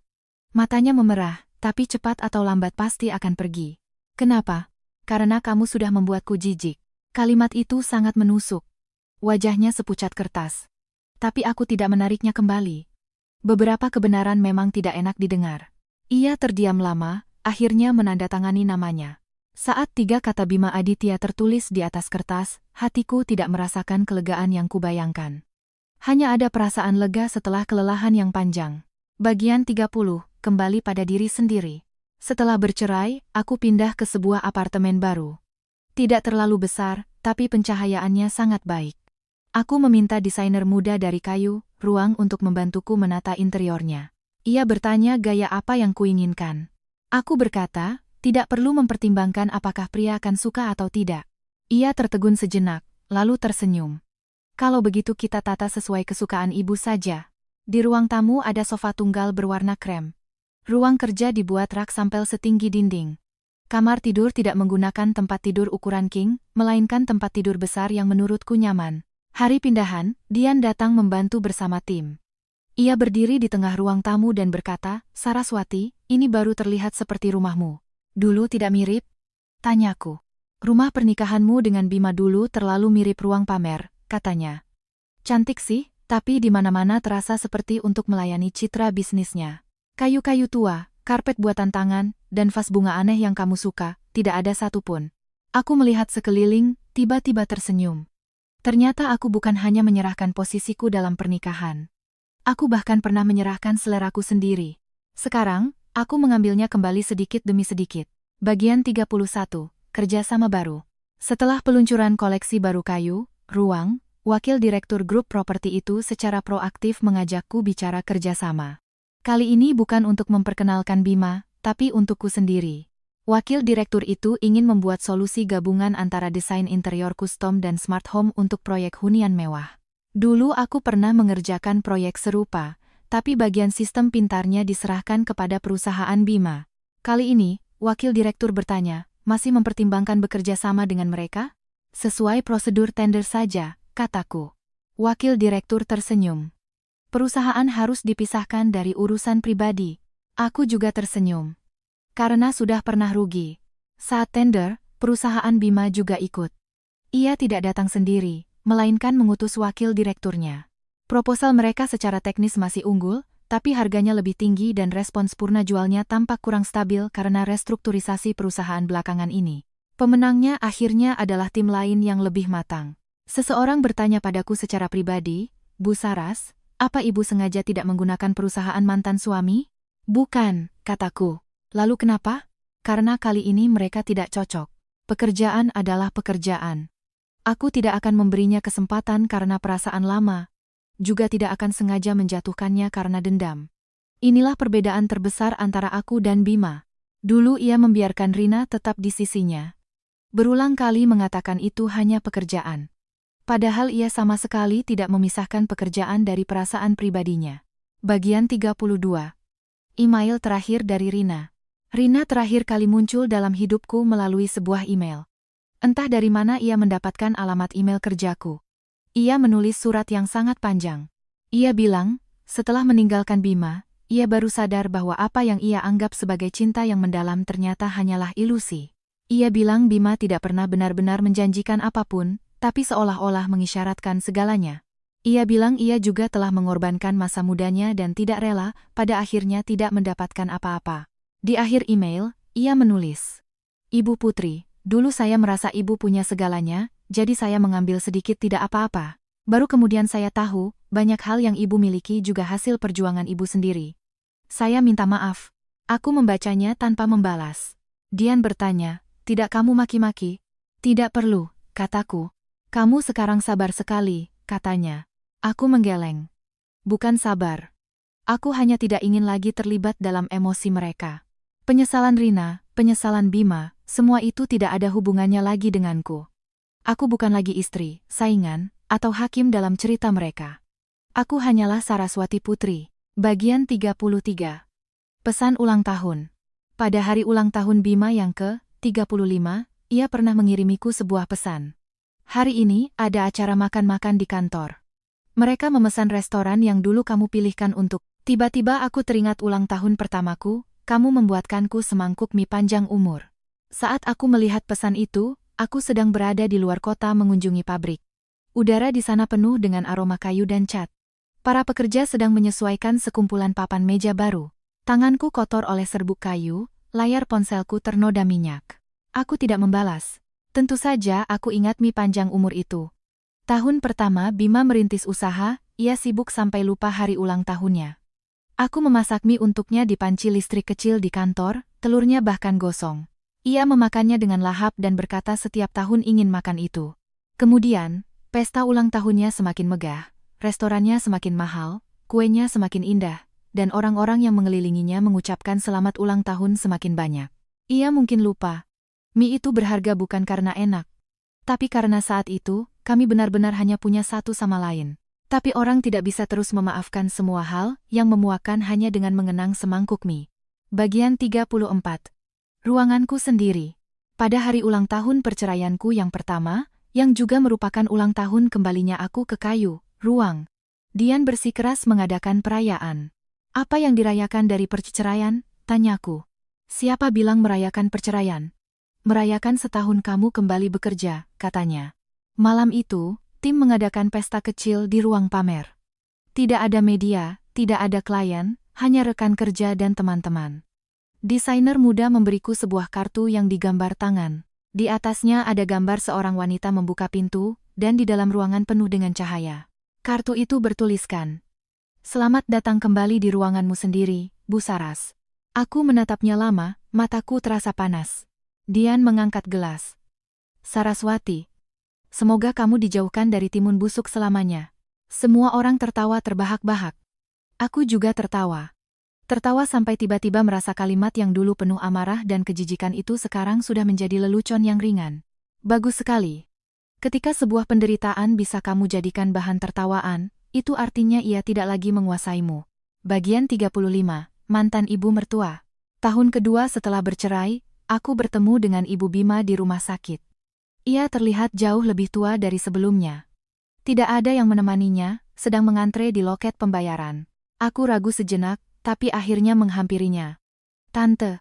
Ia menoleh, melihatku, dan tertegun lama. "Saras." Ia tampak canggung. Aku membantunya melihat resep, lalu menemaninya mengambil obat. Saat keluar dari rumah sakit, ia tiba-tiba berkata, "Bima sekarang sendirian, hidupnya tidak begitu baik." Aku tidak menanggapi. Ia cepat-cepat menambahkan, "Aku bukan mau membujukmu. Aku tahu aku tidak punya hak." Ia menghela napas. Dulu ayahnya juga pernah membuatku menderita. Waktu itu aku selalu menasihati diriku untuk sabar. Lalu aku menggunakan nasihat itu untukmu. Sekarang kalau dipikir-pikir, aku bukan berbuat baik untukmu. Aku hanya takut mengakui bahwa kesabaranku dulu adalah sebuah kesalahan. Aku menatapnya. Kalimat itu membuat hatiku sedikit pilu. Banyak wanita menasihati generasi setelahnya untuk bersabar bukan karena mereka jahat. Terkadang, itu karena mereka tidak berani mengakui bahwa penderitaan yang mereka alami seharusnya tidak perlu ditanggung. "Tante, jaga diri baik-baik," kataku.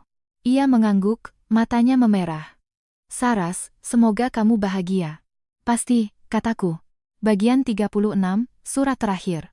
Bima kemudian pernah menulis surat untukku. Bukan untuk meminta rujuk. Ia hanya mengatakan bahwa ia akhirnya mengerti apa yang telah ia hilangkan. Ia bilang, saat perusahaan dalam masa tersulit, ia pikir aku menjual rumah, memperkenalkan koneksi, dan mundur dari karirku adalah karena cinta. Jadi ia menganggap wajar jika aku akan terus mencintainya. Ia bilang, saat Rina muncul, ia menikmati perasaan ringan itu. Di hadapan Rina, ia tidak perlu memikul identitas sebagai suami, pengusaha, atau pria yang telah kudukung. Ia hanya perlu menjadi Pak Bima yang dipuja, diandalkan, dan dimaklumi.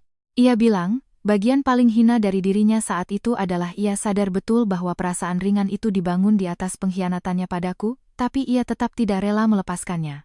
Di akhir surat, ia menulis, "Kamu bilang aku timun busuk. Waktu itu aku merasa terhina.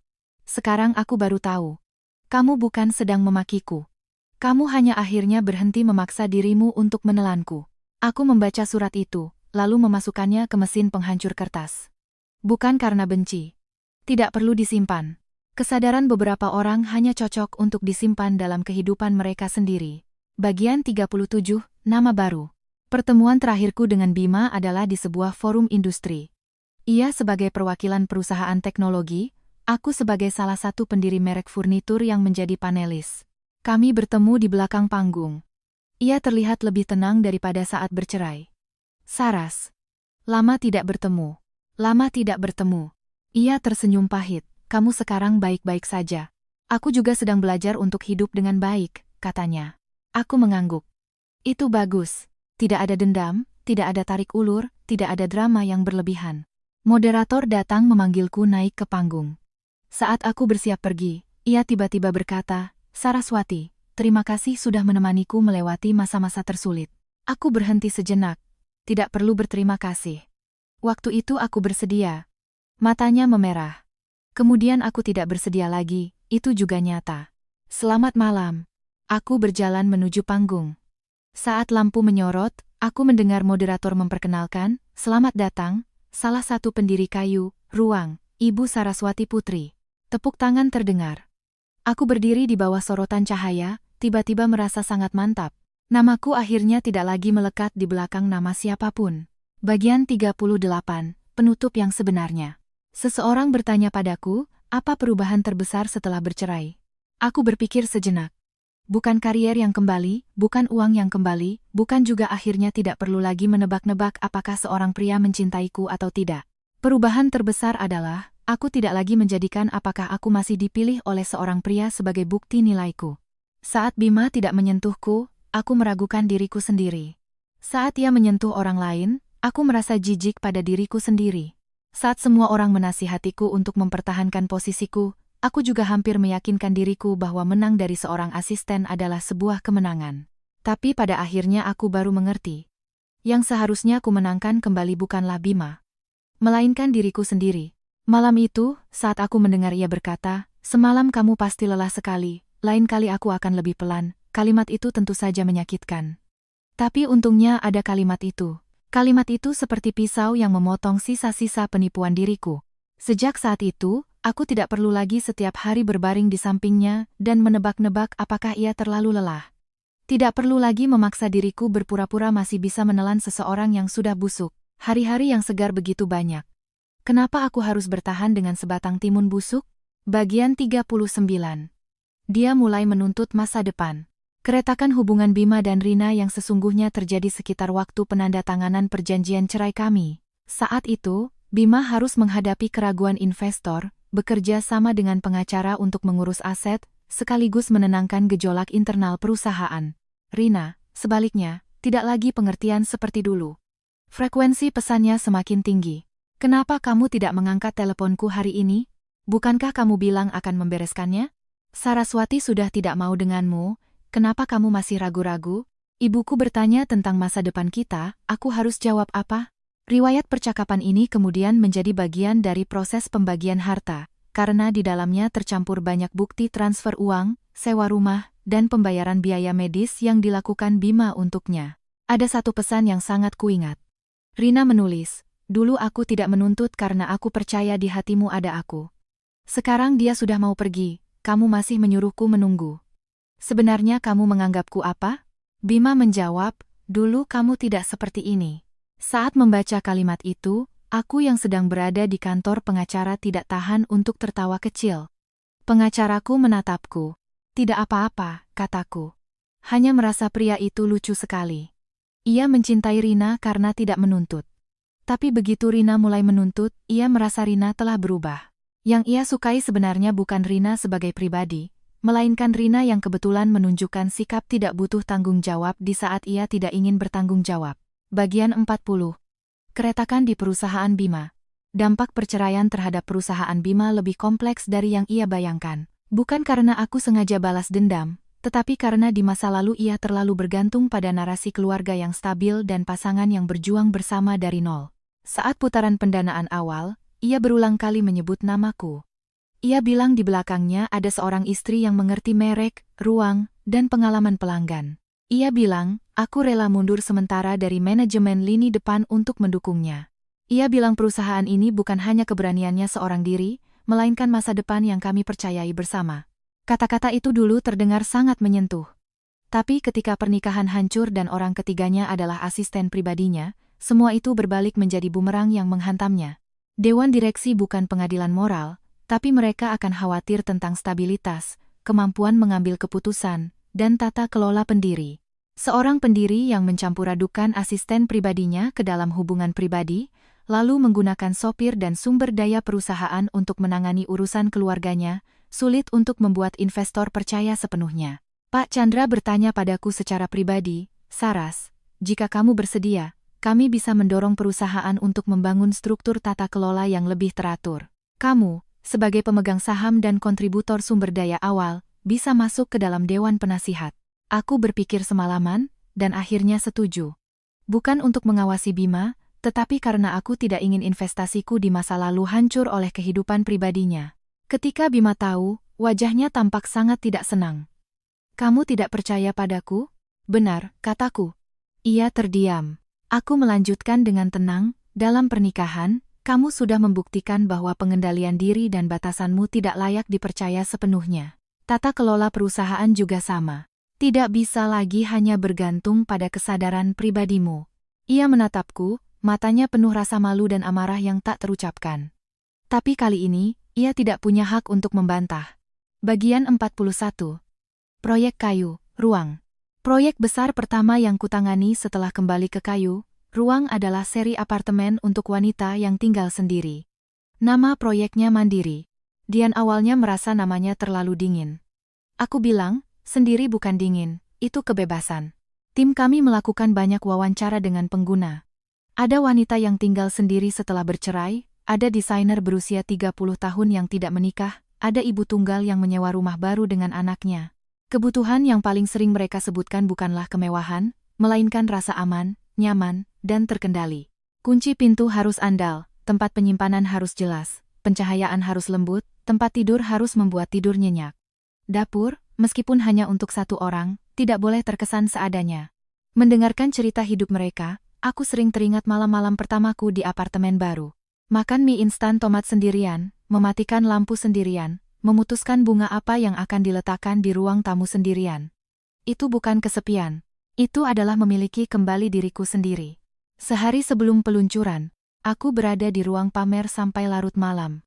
Seorang desainer muda bertanya, "Bu Saras, kenapa ibu begitu peduli dengan seri ini?" Aku berpikir sejenak, lalu berkata, "Karena banyak wanita bukan tidak punya ruangan. Mereka hanya sudah terlalu lama menyerahkan ruangan mereka untuk orang lain." Ia tidak begitu mengerti, tapi mencatatnya dengan serius. Bagian 42. Dia datang ke ruang pamer. Saat prapameran seri Mandiri dibuka, Bima datang. Ia tidak memberitahuku sebelumnya. Aku sedang menjelaskan di ruang contoh lantai 2, dan saat berbalik, aku melihatnya berdiri di ambang pintu. Ruang contoh itu hanya seluas 30 meter persegi, tapi dibagi menjadi 4 area, tidur, kerja, membaca, dan memasak sederhana. Dindingnya berwarna krem hangat, dan di dekat jendela ada meja makan untuk satu orang. Bima menatap meja makan itu dan berkata dengan suara rendah, "Dulu kamu pernah bilang ingin punya meja kerja sendiri." Aku agak terkejut ia masih mengingatnya. Ia berkata, "Ruang kerja di rumah pernikahan kita kemudian penuh dengan server dan prototipeku." "Benar," kataku. "Dulu aku pernah mengusulkan untuk menyisakan setengah dinding untuk meletakkan sampel materialku."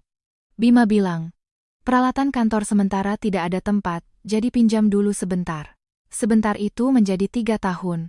Kotak-kotak sampel materialku dipindahkan ke gudang, meja kerjaku menjadi tempat server sementaranya. Seperti banyak hal kecil lainnya, saat itu tidak layak untuk diributkan. Tapi ketika ditumpuk satu persatu, posisiku di rumah itu menjadi semakin kecil. Bima berdiri di ruang contoh itu, suaranya sangat rendah. "Dulu aku benar-benar tidak sadar." "Bukan tidak sadar," kataku. "Sadarmu, tapi kamu anggap tidak penting." Wajahnya pucat. Aku menatap meja makan tunggal itu, tiba-tiba merasa sangat tenang. "Bima, pengkhianatan itu bukan hanya tentang tidur dengan orang lain. Di banyak hal, kamu sedikit demi sedikit telah menyingkirkanku. Ruang kerja, waktu, keintiman, kepercayaan, dan terakhir, pernikahan." Matanya memerah. Kali ini ia tidak mengatakan maaf. Mungkin ia akhirnya tahu, maaf sudah tidak ada gunanya lagi. Bagian 43, tubuhku juga kembali. Setelah bercerai, untuk waktu yang lama aku memiliki penolakan naluriah terhadap hubungan intim. Bukan karena masih mencintai Bima, tetapi karena pernikahan itu membuatku memiliki keraguan yang mendalam terhadap tubuhku sendiri. Seorang wanita yang ditolak oleh suaminya dalam jangka waktu lama sulit untuk tidak bertanya pada dirinya sendiri, apakah aku tidak cukup cantik? Apakah aku tidak menarik? Apakah karena aku terlalu stabil dan akrab di dalam rumah tangga sehingga tidak lagi menimbulkan hasrat? Kemudian, aku mulai berolahraga. Bukan untuk menyenangkan siapapun, hanya untuk merasakan kembali tubuhku sendiri. Aku ikut kelas pilates, berenang, dan mendaki gunung. Pertama kali berhasil berenang 1000 meter, aku berdiri di tepi kolam sambil terengah-engah, tiba-tiba ingin menangis. Bukan karena lelah, tapi karena aku sadar tubuhku tidak mengkhianatiku. Ia masih punya kekuatan, masih bisa bernapas, berlari, merasakan angin dan air. Malam-malam penolakan dari Bima itu bukan karena tubuhku tidak pantas dicintai. Itu karena dia memberikan hasrat dan ketulusannya ke tempat yang salah. Seharusnya aku tidak menghukum diriku sendiri atas kesalahannya. Bagian 44, pria baru. Kemudian, di sekitarku juga muncul orang baru. Seorang arsitek, bermarga Chen. Ia punya proyek kerja sama dengan kayu, ruang. Tidak banyak bicara, tapi kerjanya teliti. Pertama kali ia mengajakku makan, ia bertanya terlebih dahulu, kalau kamu merasa tidak nyaman, kita bicara pekerjaan saja. Aku tertawa.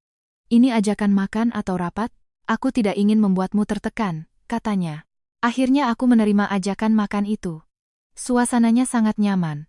Ia tidak terburu-buru menanyakan tentang perceraianku, juga tidak berkomentar seperti mantan suamimu tidak tahu diuntung.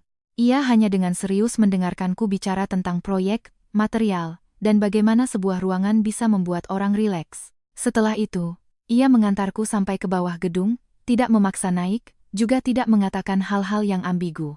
Setelah pulang, aku sadar aku tidak menolak kejadian itu sendiri. Hal ini membuatku senang. Aku tidak terburu-buru memulai hubungan baru, tapi aku tahu Bima tidak menghancurkan kemampuanku untuk mencintai. Ia hanya membuatku belajar untuk melihat batasan terlebih dahulu saat orang lain mendekat. Bagian 45. Bima mendengar kabar itu. Bima mendengar aku makan malam dengan Pak Chen dari teman kami bersama. Ia mengirimiku pesan. Kamu punya pacar baru? Aku membalas, bukan urusanmu. Ia baru membalas lama kemudian. Aku hanya sedikit sedih. Aku melihat baris tulisan itu tanpa simpati. Dulu saat aku sedih, di mana dia? Saat aku sendirian di tempat tidur meragukan daya tarikku, dia sedang membujuk Rina. Saat aku mencoba memberi kesempatan pada pernikahan kami, dia masih berbohong tentang tidak ada hubungan lagi. Saat aku mendengar panggilan telepon itu, dia sedang di kamar mandi dengan nada paling lembut berkata pada wanita lain, lain kali aku akan lebih pelan. Kesedihannya sekarang hanyalah gema yang terlambat. Aku tidak punya kewajiban untuk menampungnya. Bagian 46, tamparan untuk Ibu Rina. Setelah perceraian, internal perusahaan kembali menyelidiki pembayaran biaya medis Ibu Rina oleh Bima. Sebenarnya, uang itu keluar dari rekening pribadi Bima, tidak melibatkan klaim perusahaan. Tapi masalahnya, sopir perusahaan, sumber daya bisnis, dan jalur khusus rumah sakit, semuanya ia gunakan untuk kepentingan pribadi. Hal ini membuat Dewan Direksi sangat tidak puas. Bima kemudian mengakui dalam rapat internal, saya telah mencampuradukan hubungan pribadi dengan sumber daya perusahaan, yang membawa risiko pada tata kelola perusahaan. Saat aku membaca notulen rapat itu, Dian mendekat. Akhirnya dia bisa bicara seperti manusia. Aku tersenyum. Diajari oleh kenyataan. Sebenarnya, kalimat ini juga bisa digunakan dalam pernikahan. Ia mencampuradukan pernikahan dengan hasrat, tanggung jawab dengan rasa bersalah, utangnya pada istri dengan hubungannya dengan asisten. Pada akhirnya, semua tagihan datang bersamaan, dan ia baru sadar ia tidak mampu membayarnya. Bagian 47. Selamat tinggal, apartemen kecil. Suatu kali, saat melewati kompleks apartemen kecilku yang dulu, aku meminta sopir untuk berhenti sejenak. Pohon kapuk itu masih ada, minimarket di bawah sudah berganti nama. Aku berdiri di depan gerbang kompleks, menatap pintu unit yang familiar itu, hatiku tidak lagi merasakan sakit seperti dulu. Apartemen itu sudah lama punya pemilik baru. Dulu aku pikir menjualnya adalah bukti terbesarku akan cinta. Sekarang kalau dipikir-pikir, itu hanyalah sebuah pilihan yang kubuat saat itu. Pilihan ada harganya, dan aku sudah menanggungnya. Tapi dengan uang itu, aku juga mendapatkan saham perusahaan, sumber daya, dan dasar yang kuat saat pembagian harta nanti.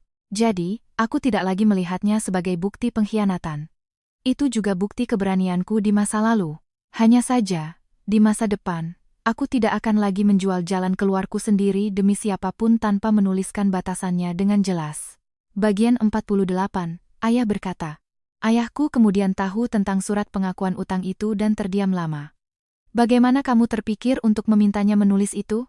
Mungkin karena sudah lama di dunia merek, jadi terbiasa menyimpan bukti, kataku. Ayahku mengangguk. Untunglah. Setelah beberapa saat, ia menambahkan, Saras, di masa depan, secinta apapun kamu pada seseorang, jangan malu bicara soal uang. Aku agak terkejut. Ayahku adalah orang yang sangat tradisional. Dulu ia selalu merasa bicara uang akan merusak perasaan. Ia menghela napas. Saat hubungan baik, membicarakan hal ini dengan jelas bukan merusak perasaan, tapi melindunginya. Justru saat hubungan memburuk dan tidak ada yang tertulis, itulah yang benar-benar menyakitkan. Kalimat itu mengingatkanku pada banyak cerita. Wanita yang mendukung suami dengan uang, sumber daya, dan masa muda, pada akhirnya semua itu dihapus dengan kalimat semua itu sukarela. Untungnya, secinta apapun aku pada Bima dulu, aku tidak sepenuhnya kehilangan rasionalitasku. Aku menyimpan bukti bukan karena aku kurang cinta, tapi karena aku selalu tahu bahwa cinta tidak bisa menggantikan aturan. Hanya saja, dalam pernikahan, aku kemudian melupakan sebagian darinya. Bagian 49, cahaya yang sebenarnya. Setelah seri Mandiri sukses besar, media mewawancaraiku. Wartawan bertanya, Bu Saras, bagaimana pandangan Ibu tentang pilihan antara pernikahan dan karier bagi wanita? Ini adalah pertanyaan yang sangat mudah menjadi judul berita. Aku berpikir sejenak, lalu berkata, saya tidak menentang pilihan, tapi saya menentang jika hanya wanita yang dituntut untuk memilih. Wartawan itu mengangkat kepala. Aku melanjutkan, jika seorang wanita memperlambat karirnya demi keluarga, pengorbanannya harus dilihat dan ia harus punya posisi untuk bisa kembali. Ia tidak kehilangan kemampuannya hanya karena kembali ke rumah, juga tidak menjadi aset tambahan pasangannya, hanya karena mendukung pasangannya. Wawancara itu kemudian banyak dibagikan. Ada yang bilang aku berpikiran jernih, ada juga yang bilang aku terlalu perhitungan. Kalau semua dihitung dalam rumah tangga, tidak ada artinya. Aku melihat komentar itu dan tersenyum. Dulu aku juga tidak mau menghitung. Tapi kemudian aku sadar, tidak menghitung itu syaratnya adalah pasanganmu juga menghargainya. Jika pasanganmu menganggap sikapmu yang tidak menghitung sebagai kemurahan yang bisa dieksploitasi, maka sebaiknya kamu menghitung setiap sennya dengan jelas. Bagian 50, penutup kedua. Bertahun-tahun kemudian, aku sudah jarang teringat panggilan telepon itu. Sekalinya teringat, hatiku tidak lagi terasa sesak. Aku hanya akan berpikir, untung saja malam itu ponselnya berdering. Untung saja aku mendengarnya. Untung saja, kalimat lain kali aku akan lebih pelan dari Bima mendorongku keluar dari penipuan diri. Hal yang paling ditakuti seorang wanita bukanlah menemukan suaminya memberikan energinya pada orang lain. Melainkan, sudah jelas-jelas menemukan, tapi masih memaksa diri berkata tidak apa-apa. Aku tidak terus memaksa diriku. Aku bangkit dari tepi tempat tidur itu, mengambil surat gugatan cerai, mengambil kembali sahamku, mengambil kembali namaku, mengambil kembali ruanganku. Timun busuk itu diserahkan pada siapa, sudah tidak penting lagi. Yang penting adalah, aku akhirnya belajar kembali untuk memilih kehidupanku sendiri. Bagian 51. Pengarsipan. Pada bulan ketiga setelah perceraian, aku menghabiskan seluruh akhir pekan untuk merapikan dokumen-dokumen lama. Bukan untuk bernostalgia, melainkan untuk pengarsipan. Lantai ruang kerjaku dipenuhi dokumen. Proposal bisnis awal perusahaan Bima, versi yang pernah kucoret-coret dengan pulpen merah masih ada. Di halaman pertama bagian posisi pasar, ada catatanku. Jangan hanya bicara teknologi, bicaralah skenario penggunaan. Daftar klien pertama. Di samping banyak nama, ada catatanku, Wakil Direktur suka proposal ringkas. Istri Direktur Utama mementingkan purna jual. Grup hotel mulai dari ruang contoh. Ada juga kerangka presentasi untuk roadshow pendanaan yang kusiapkan untuk Bima suatu malam. Waktu itu ia gugup sampai telapak tangannya berkeringat. Aku menemaninya berlatih sampai pukul 2 pagi, dan di akhir halaman aku menggambar senyum kecil. Benda-benda ini bukan peninggalan cinta. Mereka adalah bukti bahwa aku pernah bekerja, pernah mengambil keputusan, pernah menanggung risiko. Dulu aku mencampurkannya dalam pernikahan, merasa antara suami istri tidak perlu ada pemisahan. Sekarang, aku memindainya satu persatu, menamainya, dan mengarsipkannya. Bukan untuk mengubah perasaan menjadi hitung-hitungan, melainkan untuk mengingatkan diriku sendiri bahwa pengorbanan apapun tidak seharusnya menjadi tidak bernilai hanya karena menyandang nama istri. Saat Dian datang dan melihat lantai penuh dokumen, ia bersandar di pintu sambil menghela napas. Saraswati, Kamu sedang mengaudit masa lalumu ya? Aku tertawa. Bagaimana hasil auditnya? Aku memasukkan dokumen terakhir ke dalam kotak arsip. Investasi besar, kerugian terkendali, dan berhasil cut loss tepat waktu. Dian tertegun sejenak, lalu tertawa terbahak-bahak. Aku juga tertawa. Selesai tertawa, aku meletakkan kotak arsip itu di rak paling atas. Babak ini akhirnya bisa ditutup. Bagian 52, menandatangani kontrak sendiri. 2 bulan kemudian, Kayu, ruang resmi menandatangani kontrak dengan grup properti wakil direktur itu. Acara penandatanganan diadakan di ruang contoh baru. Banyak media, lampu kilat terus menyala. Wakil direktur menyerahkan kontrak padaku sambil tersenyum. Bu Saras, kali ini kita bekerja sama secara langsung. Aku mengambil pulpen. Di halaman terakhir kontrak, di bagian tanda tangan perwakilan pihak pertama dan kedua, aku menulis 3 kata di kolom perwakilan, Saraswati Putri. Saat menuliskannya, aku tiba-tiba teringat 3 tahun lalu saat aku menemani Bima menandatangani kontrak besar pertamanya. Waktu itu, ia berdiri di depan, aku berdiri di bawah panggung. Seseorang bertanya, Pak Bima, siapa yang paling Anda syukuri di awal merintis usaha?